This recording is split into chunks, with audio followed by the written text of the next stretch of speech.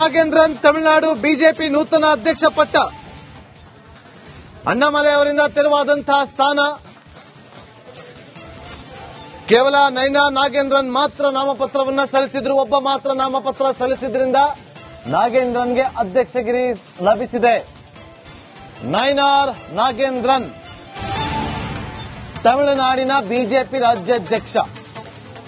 ಒಂದು ವಾರದ ಹಿಂದೆನೆ ಈ ವಿಚಾರವಾಗಿ ಸಾಕಷ್ಟು ಚರ್ಚೆಗಳು ನಡೀತಾ ಇತ್ತು ತಮಿಳುನಾಡಿನಲ್ಲಿ. ಅಣ್ಣಾಮಲೈ ಅವರಿಗೆ ಹೈಕಮಾಂಡ್ ಸೂಚನೆ ಕೊಟ್ಟಂತ ಬೆನ್ನಲ್ಲೇ ರಾಜೀನಾಮೆಯನ್ನು ಕೊಟ್ಟು ಆ ಸ್ಥಾನದಿಂದ ಹಿಂದೆ ಸರಿದಿದ್ರು. ಆ ಸ್ಥಾನಕ್ಕೆ ಈಗ ನೈನಾರ್ ನಾಗೇಂದ್ರನ್ ಅವರನ್ನ ಕೂರಿಸಿದೆ ಬಿಜೆಪಿ ಹೈಕಮಾಂಡ್. ಕಾರಣ ಇಷ್ಟೇ, ಮುಂಬರುವಂತಹ ಚುನಾವಣೆಯಲ್ಲಿ ಶತಾಯ ಗತಾಯ ಬಿಜೆಪಿ ಅಸ್ತಿತ್ವವನ್ನು ಕಾಪಾಡಿಕೊಳ್ಬೇಕು, ಗೆಲ್ಲಬೇಕು, ಒಂದು ಒಳ್ಳೆ ರಿಸಲ್ಟ್ ಅನ್ನ ಕೊಡಬೇಕು ಅನ್ನುವ ನಿಟ್ಟಿನಲ್ಲಿ ಬಿಜೆಪಿ ಇಂತ ಒಂದು ಪ್ಲಾನ್ ಅನ್ನ ಮಾಡಿಕೊಂಡಿದೆ. ನೈನಾರ್ ನಾಗೇಂದ್ರನ್ ತಿರುನಲ್ವೇಲಿ ಕ್ಷೇತ್ರದವರು. ಅವರೊಬ್ರು ಮಾತ್ರ ನಾಮಪತ್ರವನ್ನ ಸಲ್ಲಿಸಿದ್ರು.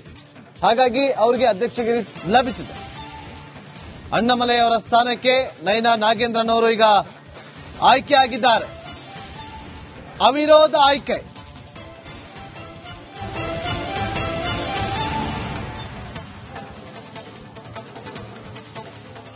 ತಮಿಳುನಾಡಿನ ಚೆನ್ನೈನ ತ್ಯಾಗರಾಯನಗರದಲ್ಲಿರುವಂತಹ ತಮಿಳುನಾಡು ಬಿಜೆಪಿ ಕಚೇರಿಯಲ್ಲಿ ನೂತನ ಅಧ್ಯಕ್ಷರ ಚುನಾವಣೆಗೆ ನಾಮಪತ್ರ ಸಲ್ಲಿಕೆ ನಡೆಯಿತು. ಆಗ ನೈನಾರ್ ನಾಗೇಂದ್ರನ್ ಅವರು ಮಾತ್ರ ರಾಜ್ಯಾಧ್ಯಕ್ಷ ಸ್ಥಾನಕ್ಕೆ ನಾಮಪತ್ರವನ್ನ ಸಲ್ಲಿಸುತ್ತಾರೆ. ಅಲ್ಲದೆ ಕೆ ಅಣ್ಣಾಮಲೈ ಬಿಜೆಪಿ ರಾಜ್ಯಾಧ್ಯಕ್ಷ ಸ್ಥಾನದಿಂದ ಸ್ವಯಂ ಪ್ರೇರಣೆಯಿಂದ ಕೆಳಗೆ ಇಳಿದಿದ್ದಾಗಿದೆ. ಇದರಿಂದಾಗಿ ನೈನಾರ್ ನಾಗೇಂದ್ರನ್ ತಮಿಳುನಾಡಿನ ಬಿಜೆಪಿ ರಾಜ್ಯಾಧ್ಯಕ್ಷರಾಗಿ ಅವಿರೋಧವಾಗಿ ಆಯ್ಕೆಯಾಗಿದ್ದಾರೆ.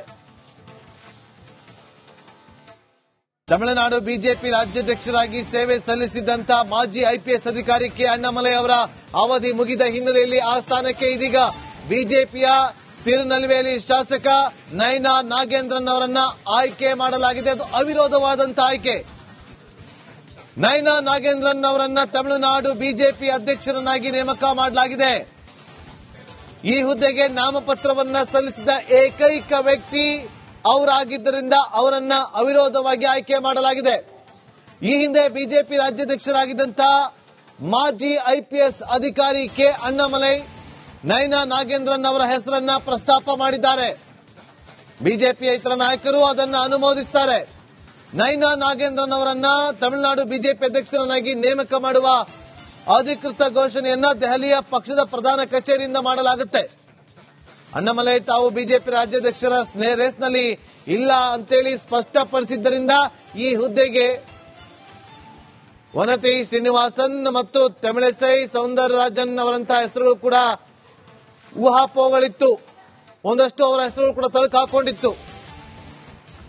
ಇದರ ನಡುವೆ ಅವಿರೋಧವಾದಂತ ಆಯ್ಕೆಯಾಗಿದ್ದಾರೆ ನೈನಾರ್ ನಾಗೇಂದ್ರನ್ ಅವರು. ನೋಡಿ, ಇಲ್ಲಿ ಕೆ ಅಣ್ಣಾಮಲೈ ಮತ್ತು ಕೆ ಪಳನಿಸ್ವಾಮಿ ಇವರಿಬ್ರು ಕೂಡ ಗೌಂಡರ್ ಸಮುದಾಯದವರು. ಬಿಜೆಪಿಗೆ ಗೌಂಡರ್ ಸಮುದಾಯದ ಇಬ್ಬರು ಮುಖ ಬೇಡ ಅನ್ನೋದು ಲೆಕ್ಕಾಚಾರಗಳಿತ್ತು. ಅಣ್ಣಾಮಲೈ ಮತ್ತು ಪಳನಿಸ್ವಾಮಿ ಇಬ್ಬರು ಪಶ್ಚಿಮ ಕೊಂಗನಾಡಿನವರು. ಇದೀಗ ಬೇರೆ ಸಮುದಾಯಕ್ಕೆ ಮಣೆ ಹಾಕುತ್ತಾ ಇದೆ ಬಿಜೆಪಿ. ತಮಿಳುನಾಡಲ್ಲಿ ದೇವರುಗಳದ್ದು ದೊಡ್ಡ ಹಿಂದುಳಿದ ಸಮುದಾಯ. ದೇವರುಗಳು ಜಯಲಲಿತಾರವರನ್ನ ಬೆಂಬಲಿಸ್ತಾ ಬಂದಂತವರು. ಇದೀಗ ದೇವರ್ ಸಮುದಾಯದವರಿಗೆ ಮಣೆ ಹಾಕಿದೆ ಬಿಜೆಪಿ. ಇದೇ ಕಾರಣಕ್ಕೆ ನೈನಾರ್ ನಾಗೇಂದ್ರನ್ ಅವರನ್ನ ಬಿಜೆಪಿ ರಾಜ್ಯಾಧ್ಯಕ್ಷರನ್ನಾಗಿ ಆಯ್ಕೆ ಮಾಡಿರೋದು ಅನ್ನೋದು ಈಗ ಸಿಗ್ತಾ ಇರುವಂತಹ ಮಾಹಿತಿ.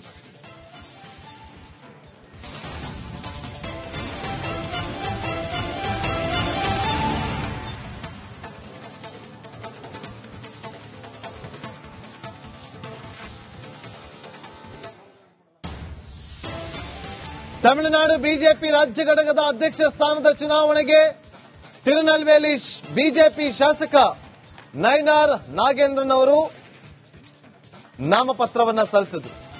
ಅವರನ್ನು ಹೊರತುಪಡಿಸಿ ಬೇರೆ ಯಾರು ನಾಮಪತ್ರವನ್ನ ಸಲ್ಲಿಸಿರಲಿಲ್ಲ. ಹಾಗಾಗಿ ಅವಿರೋಧವಾಗಿ ಆಯ್ಕೆಯಾಗಿದ್ದಾರೆ.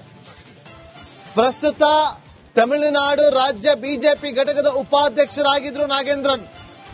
ಈ ಹಿಂದೆ ಅವರು ಎಐಡಿಎಂಕೆಲಿದ್ರು. ತ್ಯಾಗರಾಯ ನಗರದಲ್ಲಿರುವಂತಹ ಬಿಜೆಪಿ ರಾಜ್ಯ ಪ್ರಧಾನ ಕಚೇರಿ ಕಮಲಾಲಯಕ್ಕೆ ಆಗಮಿಸಿ ನಾಮಪತ್ರವನ್ನ ಸಲ್ಲಿಸಿದ್ರು.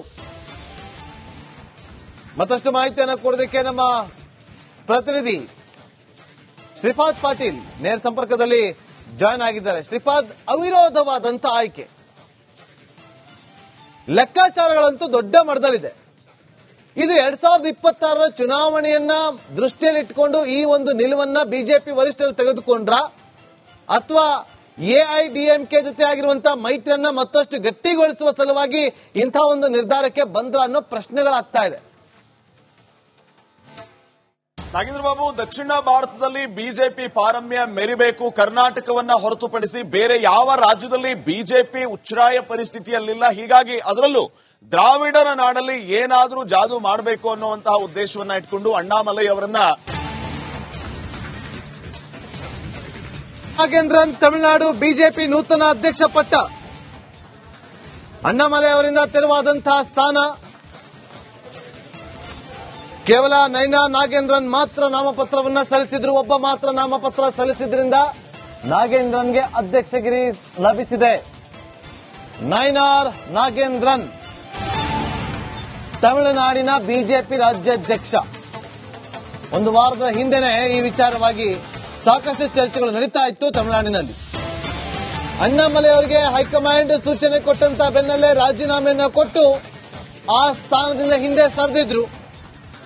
ಆ ಸ್ಥಾನಕ್ಕೆ ಈಗ ನೈನಾರ್ ನಾಗೇಂದ್ರನ್ ಅವರನ್ನ ಕೂರಿಸಿದೆ ಬಿಜೆಪಿ ಹೈಕಮಾಂಡ್.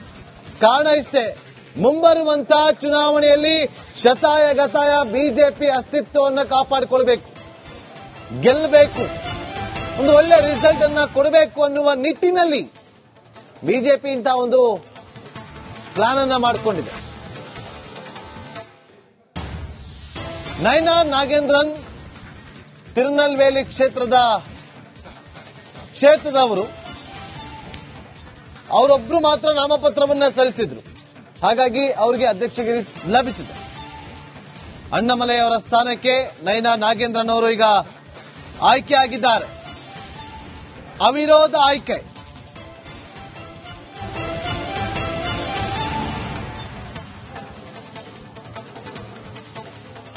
ತಮಿಳುನಾಡಿನ ಚೆನ್ನೈನ ತ್ಯಾಗರಾಯ ನಗರದಲ್ಲಿರುವಂತಹ ತಮಿಳುನಾಡು ಬಿಜೆಪಿ ಕಚೇರಿಯಲ್ಲಿ ನೂತನ ಅಧ್ಯಕ್ಷರ ಚುನಾವಣೆಗೆ ನಾಮಪತ್ರ ಸಲ್ಲಿಕೆ ನಡೆಯಿತು. ಆಗ ನೈನಾರ್ ನಾಗೇಂದ್ರನ್ ಅವರು ಮಾತ್ರ ರಾಜ್ಯಾಧ್ಯಕ್ಷ ಸ್ಥಾನಕ್ಕೆ ನಾಮಪತ್ರವನ್ನ ಸಲ್ಲಿಸುತ್ತಾರೆ. ಅಲ್ಲದೆ ಕೆ ಅಣ್ಣಾಮಲೈ ಬಿಜೆಪಿ ರಾಜ್ಯಾಧ್ಯಕ್ಷ ಸ್ಥಾನದಿಂದ ಸ್ವಯಂ ಪ್ರೇರಣೆಯಿಂದ ಕೆಳಗೆ ಇಳಿದಿದ್ದಾಗಿದೆ. ಇದರಿಂದಾಗಿ ನೈನಾರ್ ನಾಗೇಂದ್ರನ್ ತಮಿಳುನಾಡಿನ ಬಿಜೆಪಿ ರಾಜ್ಯಾಧ್ಯಕ್ಷರಾಗಿ ಅವಿರೋಧವಾಗಿ ಆಯ್ಕೆಯಾಗಿದ್ದಾರೆ. ತಮಿಳುನಾಡು ಬಿಜೆಪಿ ರಾಜ್ಯಾಧ್ಯಕ್ಷರಾಗಿ ಸೇವೆ ಸಲ್ಲಿಸಿದಂತಹ ಮಾಜಿ ಐಪಿಎಸ್ ಅಧಿಕಾರಿ ಕೆ ಅಣ್ಣಾಮಲೈ ಅವರ ಅವಧಿ ಮುಗಿದ ಹಿನ್ನೆಲೆಯಲ್ಲಿ ಆ ಸ್ಥಾನಕ್ಕೆ ಇದೀಗ